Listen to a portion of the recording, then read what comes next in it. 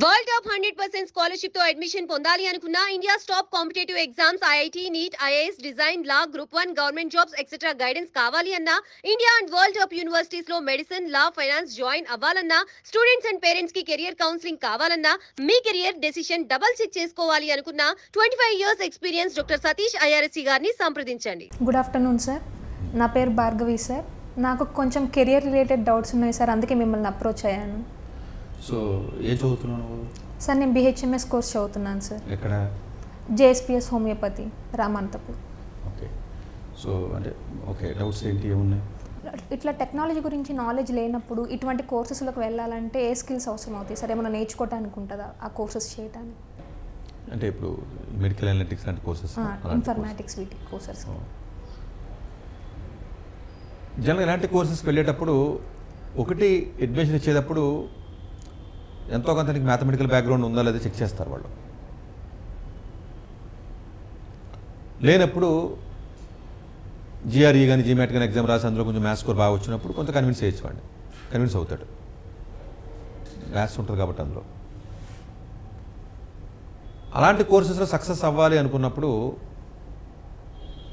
అంటే non mathematical student ఒక technological కోర్సెస్లోకి వెళ్ళినప్పుడు సక్సెస్ ఎలా అవ్వాలన్నది క్వశ్చన్, అంతే కదా?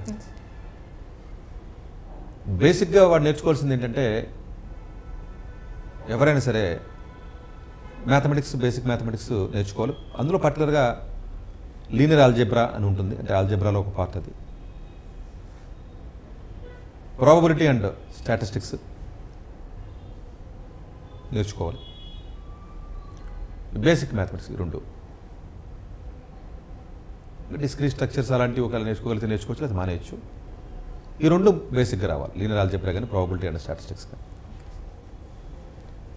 పర్మిటేషన్స్ అండ్ కాంబినేషన్స్ కానీ మిగతా డిస్క్రీట్ స్ట్రక్చర్స్ కానీ డిస్క్రీట్ మ్యాథమెటిక్స్ కానీ సరే అవకాశం ఉంటే నేర్చుకోవచ్చు, అది లేదు. ఈ రెండు బేసిక్గా రావాలి. అంటే ఈ రావడం అంటే పైపైన రావడం కాదు, కొంచెం డెప్త్తో నేర్చుకోవడానికి ప్రయత్నం చేయాలి. ఈ రెండింటితో పాటుగా ప్రోగ్రామింగ్ లాంగ్వేజ్ కొంత కావాలి. అది పైథాన్, జావా కంటే కూడా C++ కొంచెం ఎక్కువగా కొంచెం టఫ్ ఉన్నప్పటికీ అది నేర్చుకున్నట్లయితే కొంచెం బెటర్. లాంగ్వేజెస్ 5-6 ఉంటాయి, 6 అని, లేకపోతే రకరకాల లాంగ్వేజ్లు ఉన్నాయి. ఒక లాంగ్వేజ్ బాగా నేర్చుకుంటే జనరల్గా ప్రోగ్రామింగ్ లాంగ్వేజెస్లో మిగతా లాంగ్వేజెస్ ఆటోమేటిక్గా ఈజీగా వచ్చేస్తాయి. మేబీ C++ లాంటిది పట్టుకుని నేర్చుకుంటే మిగిలిన ఆటోమేటిక్గా ప్యారల్గా నేర్చుకోవచ్చు, తొందరగానే వచ్చేస్తాయి. నేర్చుకోవడం అంటే మళ్ళీ క్లాసులు వినో బుక్ చదవడం వల్ల కాదు, అది ప్రాక్టీస్ చేసి ప్లాట్ఫామ్స్ ఉంటాయి, కోడింగ్ ప్లాట్ఫామ్స్ ఉంటాయి. కోడ్ ఫోర్స్ అని, కోడింగ్ నింజా అని రకరకాల ప్లాట్ఫామ్స్ ఉంటాయి. గిట్హబ్ లేకపోతే నీట్ కోడ్ రకరకాల వాటిలోకి వెళ్ళి కొంత కోడింగ్ మీద గ్రిప్ రావాలి. డిఫరెంట్ లెవెల్స్, ఇంటర్మీడియట్ లెవెల్ అని, మీడియం లెవెల్ అని, లో లెవెల్ అని, హై లెవెల్ అని, వాళ్ళు అందులో ర్యాంకింగ్లు కూడా ఇస్తూ ఉంటారు. రావాలి. ఆ కోడింగ్ చేయడానికి లీనియర్ ఆల్జీబ్రా లేకపోతే ప్రాబబిలిటీ స్టాటిస్టిక్స్ డైరెక్ట్గా సంబంధం ఉంటుంది అంటే డైరెక్ట్గా ఉండదు కానీ ఇండైరెక్ట్గా నీకు లింక్ ఉంటుంది, లాజిక్ బిట్ అవుతుంది. కొంత వీలుంటే డేటా స్ట్రక్చర్స్ కానీ ఇలాంటిది ఏదైనా డిస్క్రీట్ మ్యాథమెటిక్స్ కానీ నేర్చుకుంటాం. ఇది స్టేజ్ 1. స్టేజ్ 2కి వచ్చినప్పుడు ఆల్గారిథమ్స్ కూర్చో, డిఎస్ఏ అంటారు, డేటా స్ట్రక్చర్స్ అండ్ ఆల్గారిథమ్స్ అంటారు. డిస్క్రీట్ మ్యాథ్స్ వేరు, డిస్క్రీట్ స్ట్రక్చర్స్ వేరు, డేటా స్ట్రక్చర్స్ వేరు. డిఎస్ఏ, ఈ డిఎస్ఏ సబ్జెక్ట్ అనేది కొంచెం బాగా డెప్త్తో రావాలి. బట్ ఇన్ జనరల్గా నాన్ మ్యాథమెటికల్ స్టూడెంట్స్కి కష్టం అది, ఎందుకంటే ఇట్స్ అనలిటికల్ థింకింగ్ బాగా కావాలి. ఈ 10th 9th మ్యాథ్స్లో వదిలేసి ఈ బైపీసీలకు వచ్చిన వాళ్ళు ఎవరైతే ఉంటారో జనరల్గానే వీళ్ళకి ఐక్యూలో తక్కువ ఉంటుంది బాగా, ఎందుకంటే వాళ్ళు థింక్ చేసేది ఉండదు, గుర్తుపెట్టుకుని బట్టి కొట్టి రాయడం అలవాటు అయిపోయి ఉంటుంది. They are train to memorize the things అనమాట, అంతే కదా? ఇప్పుడు నువ్వు ఉన్నావు, ఫర్ ఎగ్జాంపుల్ ఏదో బైపీసీ చదవచ్చు, నీ బ్రెయిన్ ఎలా ట్రైన్ అయి ఉంటుందంటే నువ్వు చదివింది గుర్తుపెట్టుకుని రాయడానికి ట్రైన్ అయిపోయావు. నువ్వు 100% అవ్వకూడని విధంగా ట్రైన్ అయిపోయినట్లు లెక్క నువ్వు. అది అవసరం లేదు సొసైటీకి. గుర్తుపెట్టడం నువ్వెందుకు, కంప్యూటర్ గుర్తుపెట్టుకుంటుంది బాగా. మనుషులే పని లేదు కదా. కాదు, అవుట్ ఆఫ్ బాక్స్ థింక్ చేయడం, క్రిటికల్ థింకింగ్ అని, ఎనలిటికల్ థింకింగ్ అని, లాజికల్ థింకింగ్ అని, ఇవి తక్కువ ఉంటాయి. అది నీ తప్పు కాదు, నీ కోర్సు తప్పు. అది నీ కోర్సులోనే ఉండవు. అందుగురించి ఏంటంటే అవి ఇప్పుడు కొంచెం ఎంతో కొంత డెవలప్ చేయాలి. నీకు ఆ థింకింగ్లో వస్తేనే నీకు అండర్స్టాండింగ్ ఎబిలిటీ పెరుగుతుంది వీటిలో, ఈ టెక్ సైడ్ వచ్చినప్పుడు. అందుగురించి టెక్ సైడ్ వచ్చినప్పుడు programming languages, basic mathematics plus data structures నేర్చుకున్నప్పుడు కొంచెం స్ట్రగ్లింగ్ ఉంటుంది. నెమ్మదిగా ఎవడైతే ఆన్లైన్లో 10,000, 20,000, 30,000 కోర్సులు చెప్తానంటే అది యూట్యూబ్లో అని చెప్పి జాయిన్ అయిపోయి 4 నెలల 3 నెలలు నేర్చుకుంటే జాబ్లు ఇస్తామని చెప్పి చెప్తూ ఉంటారు చాలామంది. చాలా ఏదో నెక్స్ట్ జన్ అని ఒకడు ఇక్కడ హైదరాబాద్లో, లేకపోతేనేమో ఏదో బెంగళూరులోనూ కొంతమంది, లేకపోతే ఢిల్లీలోనూ చాలా చోట్ల ఇన్స్టిట్యూట్లో చూస్తే 4 నెలలు 5 నెలలు ట్రైనింగ్ ఇస్తాం మేము, ఇస్తే మీకు జాబ్ కూడా ఇప్పించేస్తామని చెప్తారు. ఇప్పుడున్న ప్రజెంట్ జనరేషన్లో అలాంటి అసలు నమ్మొద్దు, జరిగే పనే కదా. 4 ఏళ్ళు చదివినట్టుగా దిక్కులేదు, 4 నెలలు చదివేసి వచ్చేయడం అనేది ఏదైతే ఉందో అది చాలామంది అట్లా చేస్తున్నారు. యాక్చువల్గా చాలా ఇన్స్టిట్యూట్స్ ఇప్పుడు ఇలా బయటకు వచ్చి మార్కెట్లోకి కోర్సులు చెప్పడం, జాబులు ఇప్పిస్తానని చెప్పడం, తర్వాత ఇన్స్టిట్యూట్లో లేసిపోతున్నాయి, ఉండవు. మొత్తం మ్యాక్సిమం ఇప్పుడు జరుగుతున్న బిజినెస్ అంతా అదే. They are targeting for the non mathematical students, వాళ్ళ వీక్ పీపుల్ వాళ్ళు. ఎందుకంటే వాళ్ళ ఆపర్చునిటీస్ తక్కువ ఉంటాయి కదా, ఏది కనపడినా కూడా లైట్ ఏదో మాకు ఆశాదీపంగా కనపడుతూ ఉంటుంది అంతే కదా. ఇప్పుడు నీకు ఆపర్చునిటీస్ ఎక్కువ లేవనుకో, ఏది చూసినా ఆనందంగా ఉంటుంది నీకు. అందుగురించి ఏదో డబ్బులు కట్టి ఏదో వెళ్ళిపోదాం అని చెప్పి ట్రై చేస్తూ ఉంటారు. ఈ ఇన్స్టిట్యూట్ వాళ్ళు చేసే తప్పు ఏంటంటే జాబులు ఇప్పిస్తాం, మేము ట్రైనింగ్లు ఇప్పిస్తాం, మా దగ్గర జాయిన్ అవ్వండి, 4 నెలలు సరిపోతుంది, 5 నెలలు సరిపోతుంది. 4 నెలలు 5 నెలలు సరిపోయి అంత పరిస్థితి ఉండదు. 4 ఏళ్ళు 5 ఏళ్ళు 6 ఏళ్ళు చదివినట్టుగా దిక్కులేదు ఇక్కడ మార్కెట్లో. ఒకప్పుడు ఏంటంటే ఏదో జావా నేర్చుకున్నాడు, పైథాన్ నేర్చుకున్నాడు, లేదా ఏదో కోర్స్ నేర్చుకున్నట్టు జాబులు వచ్చి, ఇప్పుడు ఆ పరిస్థితి లేదు. కోడింగ్ మనిషి ఎందుకు అసలు? ChatGPT 4th వర్షన్లోకి వెళ్ళి కొడితే నీకు ఏ కోడ్ కలితే ఆ కోడ్ అదే ఇస్తుంది, మనిషి అవసరం లేదు కదా. అలాంటి టెక్నాలజికల్గా మనం ముందుకెళ్తున్నాం మనం. అందువల్ల ఏంటంటే ఈ ఇన్స్టిట్యూట్స్ ఏవైతే ఇలాంటివి వస్తున్నాయో ఇందులో మేబీ ఒక 10% ఆఫ్ ది స్టూడెంట్స్కి ఏమైనా బెనిఫిట్ జరగవచ్చు, నేను అసలు జరగదని నేను చెప్పను. కానీ మెజారిటీ ఆఫ్ ది కేసెస్లో అట్లా నేర్చేసుకుని జాబ్ ఇంటర్వ్యూస్కి వెళ్ళిపోవడం వల్ల జాబ్స్ రావు. దాన్ని చాలా డెడికేటెడ్గా మంత్స్ టుగెదర్ ప్రాక్టీస్ చేయాలి. ప్రాక్టీస్ చేయడం అనేది జనరల్గానే అది అందరి వల్ల అవ్వదు, చెప్పడమే ఉంటుంది. ప్రతి కూడా చెప్తాడు కౌర్లు. నిన్ను పట్టుకెళ్ళి కోర్సులు వేసినా ముందు మంచి ఎనర్జెటిక్గా మంచి చక్కగా అందంగా వెళ్ళిపోతావు, కూర్చుంటే క్లాసులు నేర్తో నోట్సులు రాసేస్తావు నెల.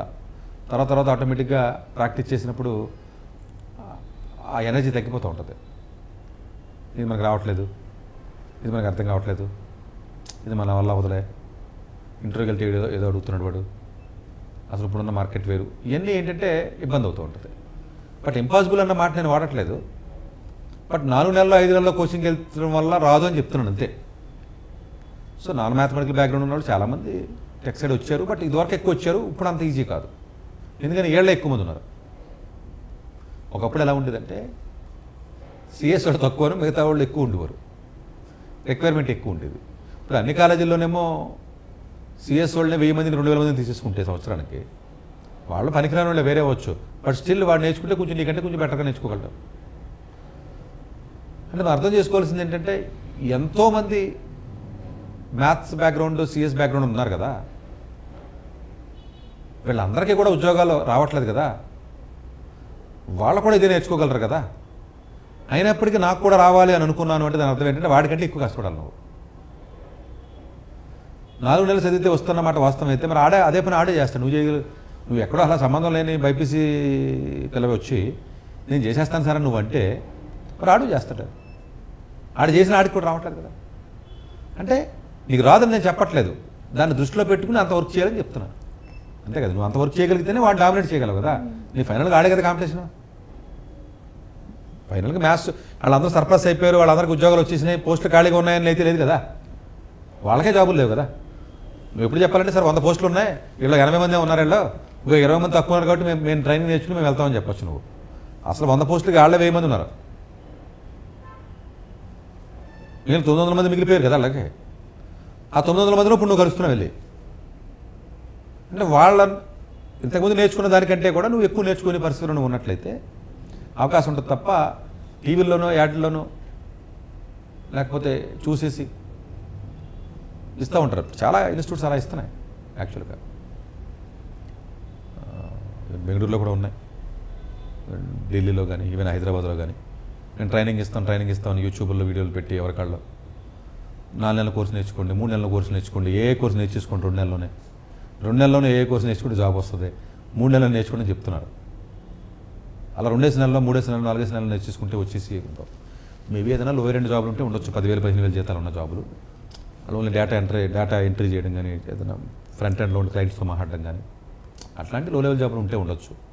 వాళ్ళ రిక్వైర్మెంట్ ఉంటుంది కాబట్టి 15,000 10,000 20,000 ఆ రేంజ్ ఆఫ్ శాలరీస్ ఉంటాయి తప్ప కొంచెం బెటర్గా ఉన్నటువంటి శాలరీస్ ఉన్న జాబ్స్లోకి మీరు వెళ్ళటం అనేది ఏదైతే ఉందో అది అనుకున్నంత ఈజీ కాదు మ్యాథమెటికల్ బ్యాక్గ్రౌండ్ ఉన్నవాడికి. ఎందుకంటే మ్యాథ్స్ని ఎప్పుడూ వదిలేసారు మీరు, అంటే మీరు లాజిక్ని మీరు వదిలేసుకున్నట్టే. అందువల్ల ఏంటంటే కొంచెం లాంగ్ టర్మ్ ప్లాన్ చేసుకుని మీరు షిఫ్ట్ అవ్వాలి తప్ప సడన్గా ఏదో మనం షిఫ్ట్ అయిపోవడం కుదరదు. అంటే 1 year 2 years ప్యారల్గా చదువుకుంటూనే రోజుకు 1 గంట 2 గంటలు నేర్చుకుంటూ వెళ్ళి అప్పుడు అందులో కొంత ఎక్స్పెక్టైజేషన్ వచ్చిన తర్వాత అప్పుడు మీరు ఏదైనా ఇంటర్వ్యూస్కి అప్లై చేసో లేదా ఇంకోటి చేసి ఏదైనా చేయాలి.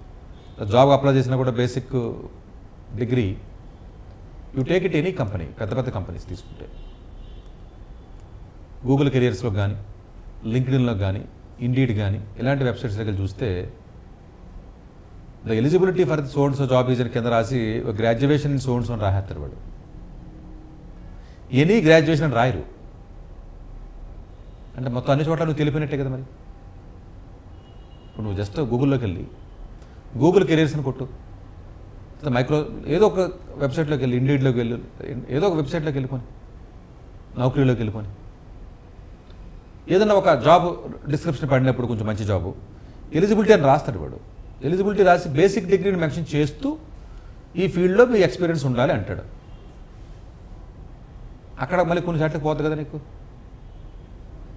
అంటే తక్కువ అవకాశాలు ఉంటాయి కాబట్టి నువ్వు బాగా ఎక్స్ట్రీమ్గా చేస్తే అప్పుడు నీకు ఛాన్స్ దొరుకుద్ది. లేదు అంటే లో లెవెల్ 20,000 25,000 ఆ రేంజ్ ఆఫ్ జాబు పర్వాలేదు అనుకున్నప్పుడు మేబీ మెడికల్ కోడింగ్ అనో లేకపోతే మామూలు కోర్సులు ఏదైనా నేర్చుకున్నట్లయితే ఆ ఛాన్స్ ఉంటుంది. పెద్ద జాబులు రావాలి అంటే ఇలాగ ఓవర్ నైట్లోనో 4 రోజుల్లోనో 6 నెలల్లోనో కోర్సులు నేర్చుకుంటేనో సర్టిఫికేట్ కోర్సులు నేర్చుకుంటే అసలు ఉపయోగం లేదు. ఎన్ని ఫేక్ ఎవడు పడితే పీడిఎఫ్లు తయారు చేశారు కాబట్టి ఎవడు నమ్మడం. సర్టిఫికేట్ కోర్సులకు వాల్యూ లేదు ఇప్పుడు మార్కెట్లో అసలు, ఎందుకంటే అన్నీ ఫేక్ కదా. మనం ఇండియన్స్ అంటేనే ఫేక్, తెలుగు వాళ్ళు అంటే మొత్తం ఫేక్ వేయాలి. ఏదో పని చేసినా మనం చేస్తాం, తెలుగు వాళ్ళని చేస్తాం. ఈ దొంగ సర్టిఫికేట్లని అర్థమైపోతున్నాయి అందరికీ. చదవడానికి తేడా లేకుండా పోయింది. ఇప్పుడు నువ్వు కష్టపడి ఆన్లైన్లో కోర్సు నేర్చుకున్నావు, 1 year నీకు సర్టిఫికేట్ ఇచ్చారు, లేకుండా కూడా వస్తుంది సర్టిఫికేట్. ఈ పేరు మీద ఎవడొకటి చేసి దానికేం పెద్ద ఏముంటుంది, దానికి ఫోటో లేకపోతే వేరే పెద్ద ఉండవు. అందువల్ల అంటే కొంచెం లాంగ్ టర్మ్ ప్లాన్ చేసుకుని నెమ్మదిగా స్విచ్ ఓవర్ అవ్వగలిగితే డెఫినెట్గా బాగానే ఉంటుంది. సడన్గా అవడానికి ప్రయత్నం చేయొద్దు అని చెప్తుంది అంతే. డాక్టర్ ఏ సతీష్ గారు ఏపీ తెలంగాణ విద్యార్థులకు సుపరిచితమైన పేరు. సతీష్ గారు 2001 యూపీఎస్సీ పరీక్షల్లో ఉత్తీర్ణులై ఇండియన్ రైల్వే విభాగంలో ఉద్యోగం సాధించారు. సతీష్ గారు చదివిన చదువులు engineering, MTech, MBA, executive MBA, MSc, MBA HR, MA psychology లాంటి పోస్ట్ గ్రాడ్యుయేషన్ డిగ్రీలతో పాటు డాక్టరేట్ కూడా చదవడం జరిగింది.